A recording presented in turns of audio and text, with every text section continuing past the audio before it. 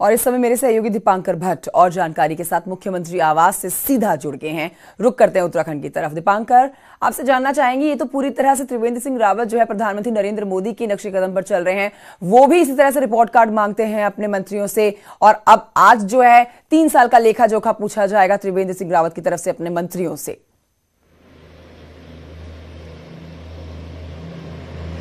बिल्कुल कंचन, पहली बार है जब 3 साल में सरकार इस तरीके से कार्यक्रम करने जा रही है और इसमें 8 जो मंत्री हैं, जिसमें 6 कैबिनेट मंत्री हैं, 2 राज्य मंत्री हैं, उनसे मुख्यमंत्री सीधे सीधे पूछेंगे कि आप प्रेजेंटेशन दीजिए कि आपकी उपलब्धियां क्या रही। उसके बाद उनसे पूछा जाएगा कि आपके आगे भविष्य को लेकर रणनीति क्या है। उसके बाद गढ़वाल के विधायकों से बातचीत होगी, कुमाऊं मंडल के विधायकों से बातचीत होगी। 57 विधायकों की सरकार यहां पर है। 1 विधायक निष्कासित है बीजेपी से, कुंवर प्रणव चैंपियन। इसके अलावा 56 विधायक, उनमें से 8 मंत्री, तो बचे 48 विधायक। 48 विधायकों से भी मुख्यमंत्री अलग अलग बातचीत करेंगे। तो मैं सीएम हाउस के बाहर खड़ा हूं और इसी जनता दर्शन हॉल में आज मुख्यमंत्री सीधी बात करेंगे विधायकों से, मंत्रियों से। 10 बजे इस कार्यक्रम की शुरुआत होगी और 5 बजे मुख्यमंत्री के भाषण के साथ इसका समापन होगा। मुख्यमंत्री का आखिरी संबोधन होगा, शुभारंभ भी मुख्यमंत्री करेंगे। मुख्य सचिव का इसमें संबोधन होना है। कुल मिलाकर अगले 2 साल किस तरीके से सरकार को काम करना है और दीपांकर लौटूंगी मैं आपके पास, आप बने रहिए हमारे साथ।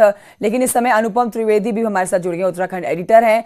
अनुपम की तरफ रुक कर लेते हैं। अनुपम, आपसे जानना चाहेंगे, बहुत ही अहम ये मंथन कार्यक्रम होने वाला है जिसमें त्रिवेंद्र सिंह रावत जो है 3 साल में क्या उनके मंत्रियों ने काम किया है, कितना 2017 का जो घोषणा पत्र था उसको पूरा किया गया है, जो नहीं कर पाए हैं वो क्यों नहीं कर पाए हैं, तो पूरी तरह से समझा जाए। आज जो है सारी तस्वीर दिखानी पड़ेगी स्पष्ट रूप से मंत्रियों को, मुख्यमंत्री को।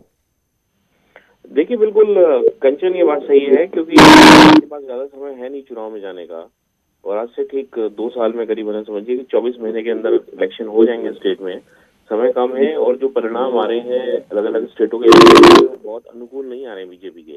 इसलिए भी बैठक को काफी इम्पोर्टेंट करके देखा जाना चाहिए, क्योंकि यहाँ पर सारे मंत्रियों का अप्रेजल होगा और यहाँ पर मंत्रिमंडल का एक्सपेंशन की भी बात चल रही है। 3 पद खाली है मंत्रिमंडल में, तो उसी के आधार पर माना जा रहा है कि कुछ आगे का भी निर्णय लिया जाएगा। साथ ही एक तरीके से उनसे पूछा भी जाएगा कि आपकी कोई दिक्कत है या आपकी कोई शिकायतें आपके एरिया में जो सरकार में काम नहीं हो रहे हैं या कोई अधिकारी नहीं सुन रहे हैं। इस तरह के जो फीडबैक कार्यक्रम है उनका अप्रेजल कार्यक्रम भी है। कंचन, तो है काफी महत्वपूर्ण।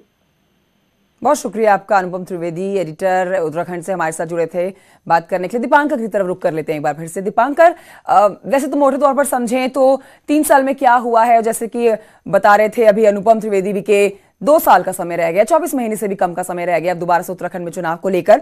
तो क्या माना जाए, प्रमोशन, डिमोशन, डांट फटकार? वैसे तो अपने नरम स्वभाव के लिए त्रिवेंद्र सिंह रावत जाने जाते हैं।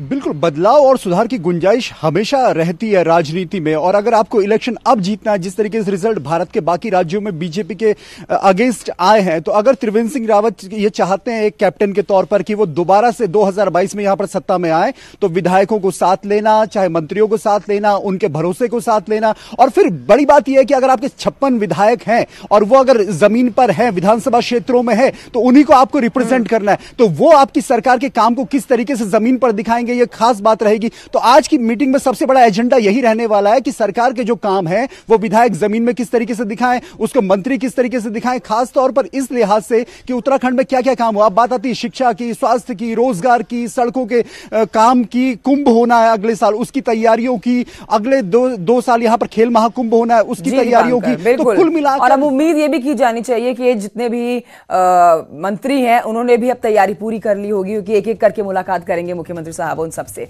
बहुत शुक्रिया आपका दीपांकर भट्ट जानकारी के लिए।